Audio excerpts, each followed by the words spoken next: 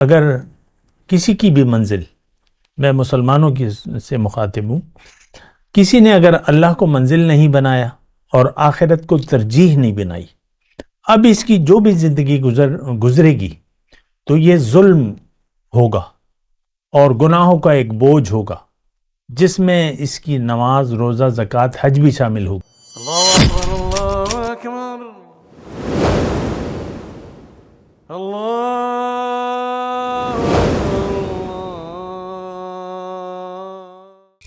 اللہم صلی علی سیدنا محمد وعلی آل سیدنا محمد بعدد کل ذرۃ مئۃ الف الف مرۃ۔ سامعین و ناظرین کرام، السلام علیکم ورحمۃ اللہ وبرکاتہ۔ آج کا ہمارا موضوع یہ ہے کہ کیا ہم اپنے اوپر ظلم ڈھا رہے ہیں؟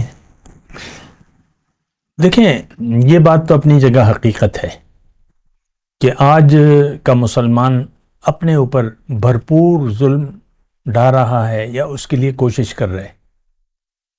یہ ظلم کر رہا ہے، اپنے اوپر کر رہا ہے، یہ اللہ کے راستے پر نہیں ہے، یہ بندگی کو اس نے قبول نہیں کیا، یہ زندگی اپنی مرضی سے گزار رہا ہے۔ نمبر ایک بات۔ دوسری بات یہ ہے کہ دیکھیں، بندگی کی ضرورت اس شخص کو ہوگی جو رب کو منزل بنا لیتا ہے۔ ایک سادہ سی بات ہے، اس وقت ہمیں بندگی کی ضرورت، بندگی کو نہ ہم جانتے ہیں نہ ہم اس کی ضرورت محسوس کر رہے ہیں۔ بندگی کیا ہے؟ اللہ کی مرضی سے زندگی گزارنا، یہ بندگی ہے۔ اور اللہ کی مرضی کے خلاف زندگی گزارنا یہ فسق ہے، نافرمانی ہے، سرکشی ہے۔ یہ بات نوٹ کر لیں۔ تو میں یہ کہہ رہا ہوں کہ اگر آپ کی منزل اللہ نہیں ہے اور آخرت ترجیح نہیں ہے اور یقیناً نہیں ہے تو آپ اپنے اوپر ظلم ڈھا رہے ہیں۔ اور یہ دیکھیں، دنیا کا تو ایک مختصر عرصہ ہے اور یہ گزر جائے گا۔ بچہ ہوتا ہے لڑکا، کچھ عرصے تک داڑھی نہیں ہوتی، داڑھی آ جاتی ہے، کالی داڑھی پھر سفید ہو جاتی ہے، اور سفید داڑھی ہو کے پھر چل چلاؤ کا اس کا وقت آ جاتا ہے۔ تو غافل رہنا یا بیدار رہنا، یہ دو مختلف کیفیت ہے۔ آج کا مسلمان اپنی مقصد سے غافل ہے، اپنی منزل سے غافل ہے، اور آخرت کے انجام سے یہ غافل ہے۔ اللہ تعالیٰ نے سورہ انبیاء کی پہلی آیت میں فرمایا ہے کہ اقترب للناس حسابہم وہم فی غفلۃ معرضون۔ لوگوں کے حساب کتاب کا وقت قریب آ پہنچا اور یہ غفلت میں ہے اور انہوں نے منہ موڑا ہوا ہے، اعراض کیا ہوا ہے۔ تو دیکھیں، جو یہ بات اپنی جگہ درست ہے کہ میری ان باتوں کا کوئی اثر نہ ہو رہا ہے نہ ہوگا۔ کیوں کہ ایسی باتیں ہم سننے کے عادی نہیں ہیں۔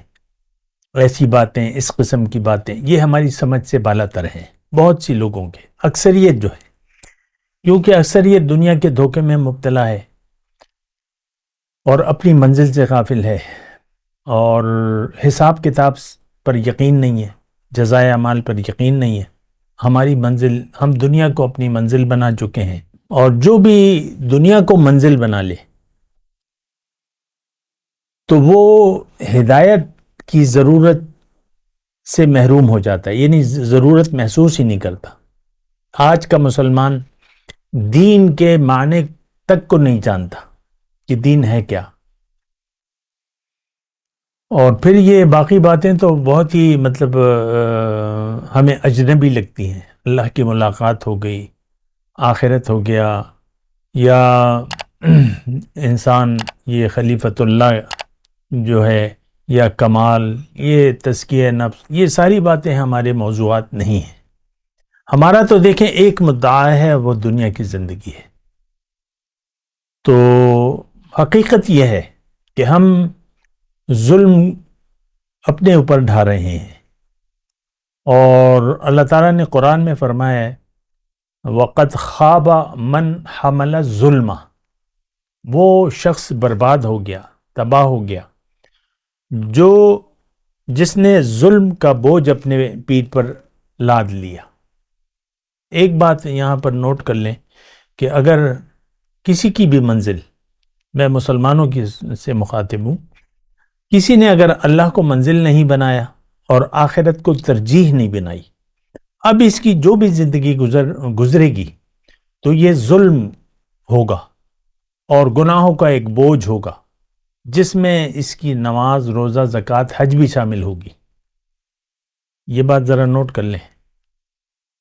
ہم تو اس خیال میں ہیں کہ چلو کچھ تو کر رہے ہیں، کچھ تو ہو رہا ہے، کچھ تو زکوٰۃ دے رہے ہیں، کچھ تو روزے رکھ رہے ہیں، اس کا کچھ تو اثر ہوگا. کچھ بھی اثر نہیں ہوگا، کیونکہ اعمال کا دار و مدار تو نیت پر ہے. آپ کی دنیا میں رہنے کی نیت بدل گئی، دنیا کو آپ نے مدعا بنا لیا، تو اب جو بھی نیک اعمال یا رسومات آپ کر رہے ہیں وہ ضائع ہونے والی ہیں، اور وہ ثواب نہیں بلکہ عذاب کا باعث ہوں گی. قرآن میں ہے سورہ ماؤن میں، ویل للمصلین الذین هم عن صلاتهم ساہون. ایسے نمازی جو اپنے نماز کے مقصد کو نہیں جانتے تو وہ تو دوزخ میں جائیں گے نماز کی وجہ سے، کہ نماز کی حقیقت سے غافل ہے، نماز کے مقصد سے غافل ہے. الذین هم یراؤون، یہ دنیا کے لیے زندگی گزار رہے ہیں. زندگی اللہ تعالیٰ نے ہمیں اپنے لیے دی ہے. ہمارے ہر کام میں للہیت ہونی چاہیے تھی، اور ہمارے ہر کام میں نفسانیت ہے. میرا فائدہ، مجھے کیا ملے گا، اور میں. آپ کی انا جو ہے آپ پر حاوی ہے. آپ کا جو ارادہ ہے دنیا میں زندگی گزارنے کا وہ باطل ہے. اب جو کچھ بھی آپ زندگی گزاریں گے وہ باطل ما کانوا یعملون. اللہ تعالیٰ نے قرآن میں واضح طور پہ فرمایا ہے کہ ان الذین لا یرجون لقاءنا ورضوا بالحیاۃ الدنیا واطمأنوا بها والذین هم عن آیاتنا غافلون. وہ لوگ جو میری ملاقات کی امید نہیں رکھتے اور دنیا کی زندگی پر راضی ہو گئے اور میرے احکامات سے غافل ہیں، ان کا ٹھکانہ جہنم ہے. اولئک مأواہم جہنم.